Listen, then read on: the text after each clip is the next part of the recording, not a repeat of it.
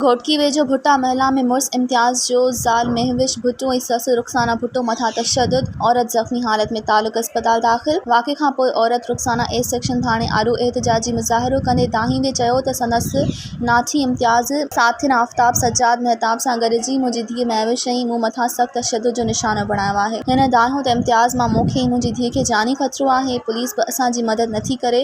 औरत दाहियो त असां मिसकीन माण्हू आहियूं, असांजी मदद केर बि नथो करे। औरत दाहियो त वाक़े खां पोइ सेक्शन पुलिस 3 जवाबदारनि ख़िलाफ़ केस दाख़िल करे 3 जवाबदारनि खे गिरफ़्तार करे वरितो आहे।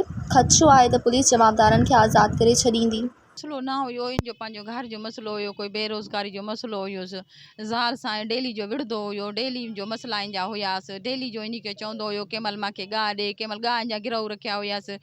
कारोबार न करे सघंदो हुयो। ज़ाल को मोबाइल खसियसि, उहा भॻिया ॾे मां विकिणे करे जेको आहे त मां जहाज जो ई किरायो ॾियां ऐं जेको आहे दुकान जो बि ॾियां। दुकान वारे चाबी खसे वरितासीं। अंत जेको आहे ज़ाल सां जेको आहे विढ़ण जे लाइ आयो, पर विढ़ण जे लाइ एतिरो आयुसि 10-12 ॾींहं थी विया इन खे छॾे वियो।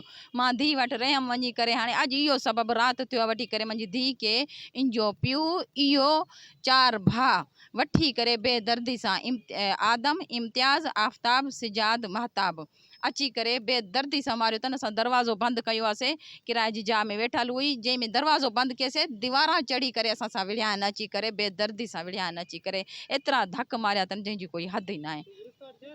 गिरफ़्तार थिया आहिनि, 3 ॼणा थिया आहिनि, 2 ॼणा भॼी विया आहिनि। मज़ीद ख़बरनि ऐं तफ़सीलात लाइ विज़िट कयो असांजी वेबसाइट www.awamiNewsHD.com ऐं ॾिसंदा रहो अवामी न्यूज़ HD।